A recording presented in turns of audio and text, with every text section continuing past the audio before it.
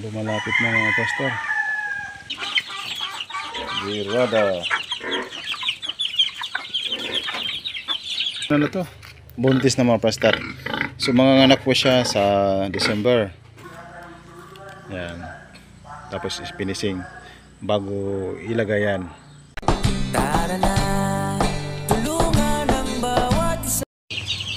Alright, good morning mga ka-Franstar. Welcome sa ating channel. So dumating ako nung Sabado pa mga Franstar.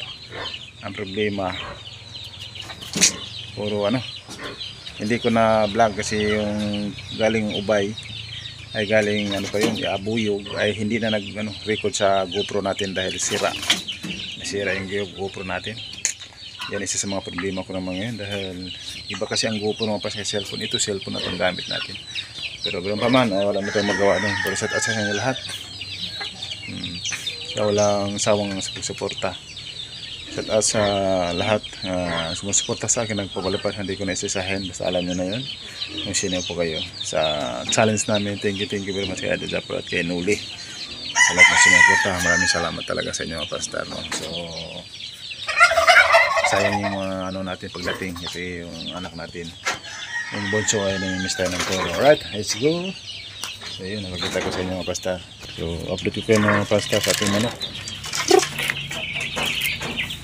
Ang dami na manok natin mga pastor. Bago pa.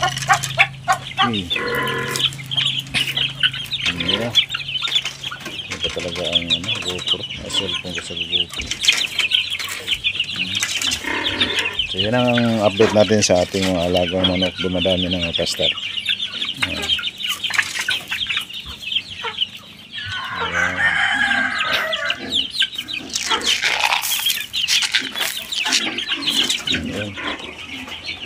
Ayan, mga pastor.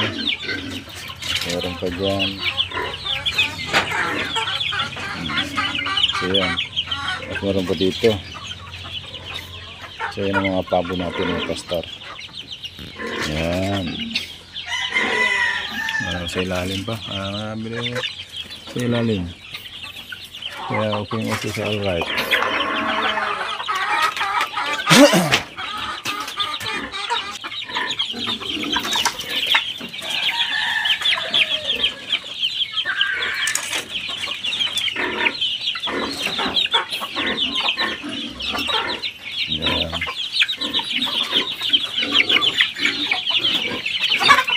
So pupunta tayo doon mga pastor sa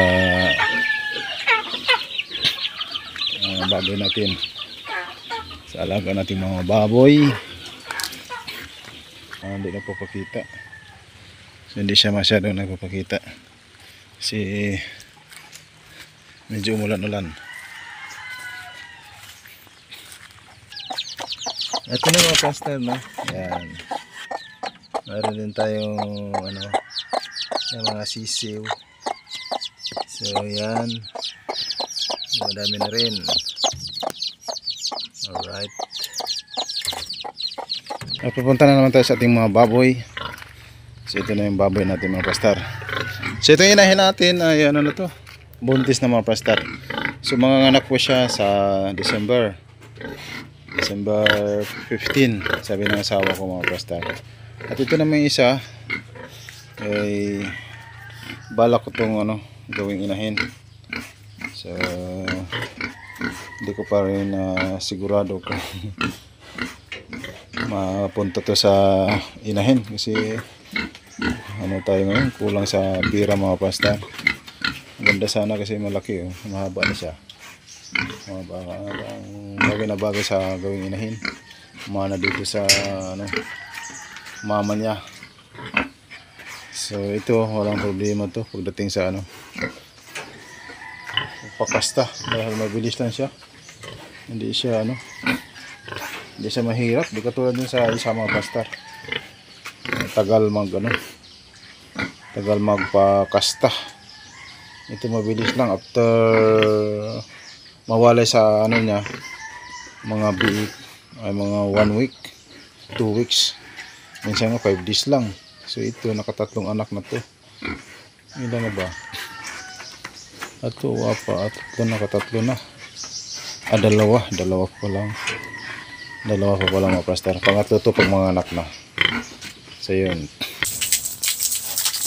Yun tayo inumin lang ito. Gano'n. Wow. Yung mga baboy mga pastor, sa isang araw, painumin mo ng mga 5 bisis. 3 bisis. Kasi parang tao din to. Lalo pag buntis, ayun na yun sila. Gustong gusto ay ano, mapainom.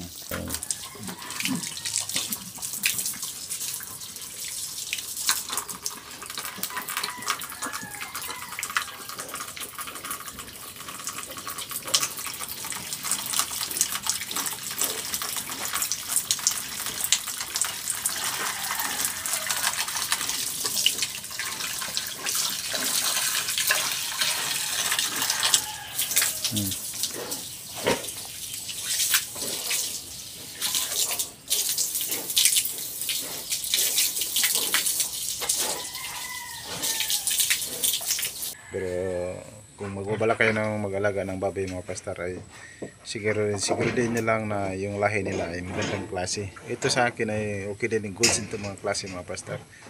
Hindi na rin yan masama. Ay lahing ano lang, large sweat mga pastor, kaya medyo malaki. So kung magbala kayo ng alagang baboy, ang pinaka-importante dyan mga pastor ay yung maraming tubig. Tulad dito sa amin ay kami ang pinakauna doon sa pinakatangki. Yan ang gagaling po yan doon sa Kandihay or sa Hagna, yung tubig na yan, yung sa Gindelman. Kaya number 1 yan ang pipiliin nyo. Huwag kayong mag-alaga ng baboy mga pastor pag ano, walang tubig kasi mapapago lang kayo. Kasi sa baboy kailangan yan laging naliligo at laging pinapainom. Tsaka mamamaho din yan. Tsaka tip ko lang sa inyo mga pastor, yung magandang klase yan. Unang pakain, starter, restarter pala, tapos starter, grower at finisher ang panghuli. Mga ano nang tag-iisang buwan lang mga pastor ang pakain dyan. Pero sa ano, sa pre-starter kahit mga 20 days pwede niya mga pastor i-starter na. Sa grower ay kailangan niya na lumagpas na ng ano, mga 1 buwan kalahati or 2. Yan, sa 1 buwan kalahati ang bagay talaga sa grower. Sa ano naman, sa finisher mga 20 days pwede na ibenta yan mga pastor. Yan. So update ko kayo mga pastor sa ating bahay, no.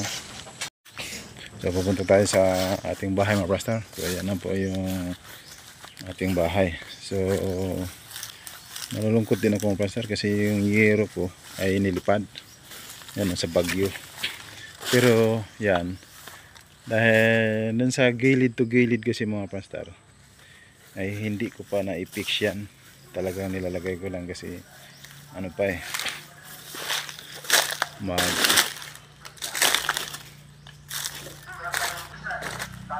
maglagay pa ko ng ano dyan mga pastor.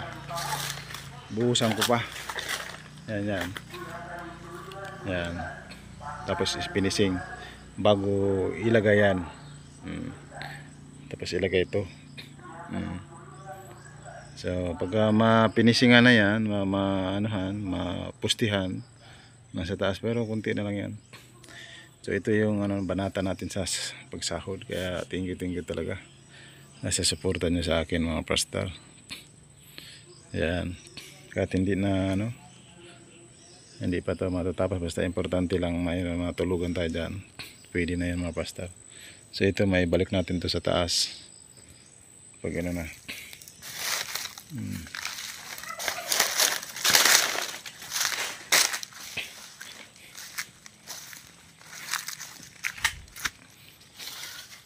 So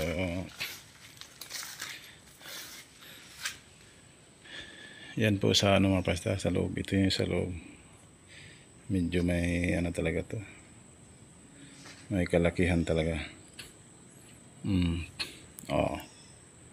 Kita nyo mga pastor. So trusses po yun mga pastor. So nagastos po lang sa trusses natin ay nasa ano yan, 70,000. Ayan, 8 mga ganon, mga 70. kasama na yung pag-install dyan mga pastor. Yan. Yan ang bubuhusan. Tapos pinisingan pa yan mga pastor, ganoon din dyan. Kaya sa dulo to dulo. Ito yung isang kwarto. Yan mga pastor. Itong pangalawa. Ito naman ay pangatlo. So, yun. Yan ang mga pastor na. Yan ang bubuhusan. Kaya kunti-kunti na lang talaga to. Kaso gagastos pa rin to. Yan, 1, 2, 3, 4, 5, 6. Sa pinto ay 1, 2, 3, 4, 5, 6, 7. Sa 7 pinto pala to mga pastor. Pero importante dito sa harap. Saka doon. Sa bintana ay 1, 2, 3. 4, 5, 6, 7, 7. 7 bintana din mga pastor. So ito lagyan pa to ng Malagyan pa tayo dito ng slab. Bigaan to mga pastor. Yan, papunta doon. Parang matibay. Yan. Ganun lang talaga. Sa pag-file natin ng hollow block mga pastor ay ito. So ito ay wala na tong filein, diretso na ito mga pastor. File na ng biga. Ang bigaan na yan kaagad. Yan. Balance na. At dito naman sa sunod ay ilan ang file na hollow blocks dito.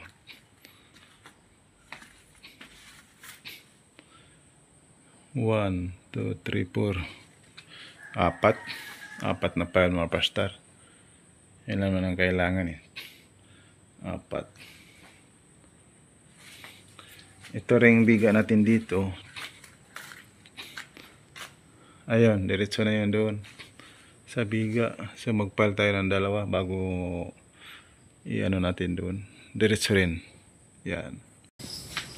So yung dito banda mga pastor ay parang gawin ko lang siguro ng CR dito. O mag-iisip ako kung sana karapat-dapat dito ilagay yung CR natin mga pastor. Or dito ba banda o doon ba. So depende na ito mga pastor kung saan na bagay. Ayan o. So ayan, konti na lang yan mga pastor. Ayan.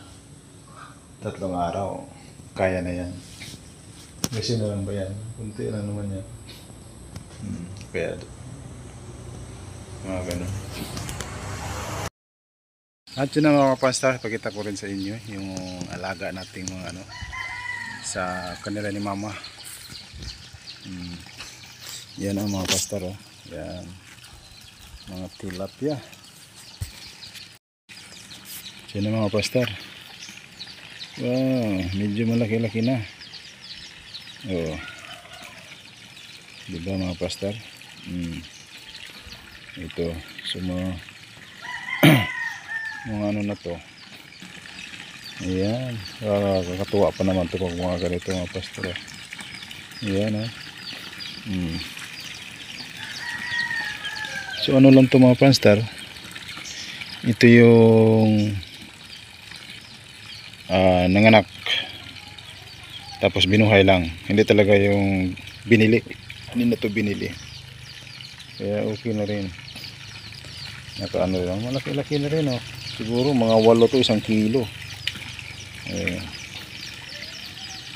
Ayan yung bagay na rin. Ayan, nakazoom na yun ito mga pastor. Kakatuwa yung mga isda na ito. Sila pagmasdan lumalapit sila kasi yung mga akala nila may pagkain. Ayan pa yun doon Ayan.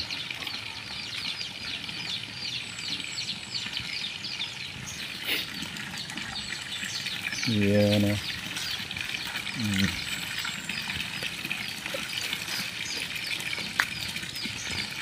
Okay. So meron din dito mga pastor. Dito banda. Mas marami dyan sa ilalim.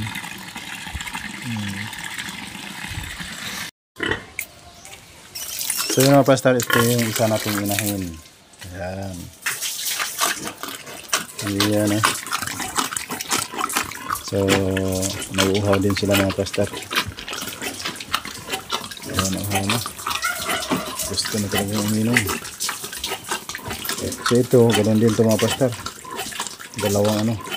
Dalawang bis na rin ito ng anak. Ito rin yung mga anak niya.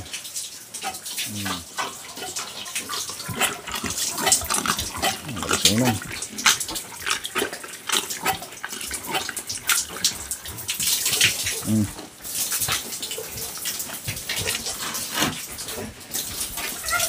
Ayan. So anak nito mga pastor ay siyam. Yung iba nagbibinta na. Ayan. Siguro ito mga 50 o 60 kilos ito.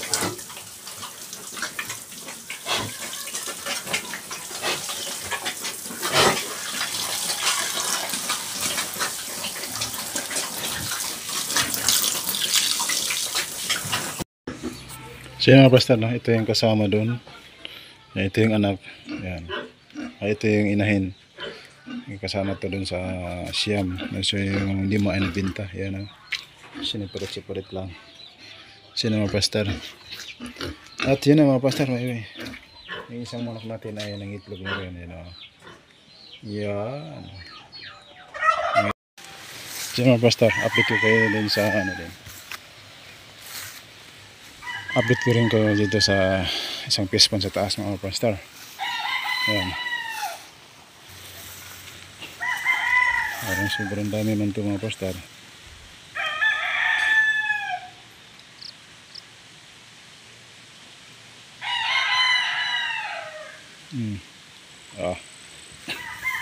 So parang hindi makita. Sino mga pastor. Ayan. Talagang ano na, lumalapit na mga pastor.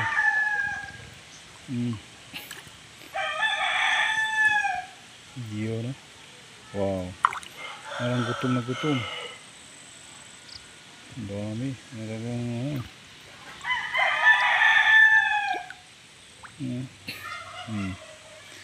yan,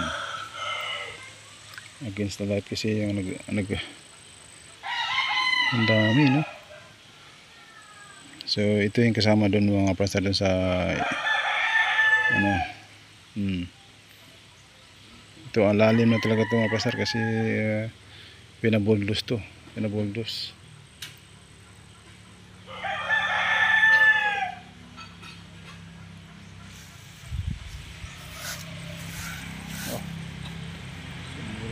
Nangitim sa mga pastor.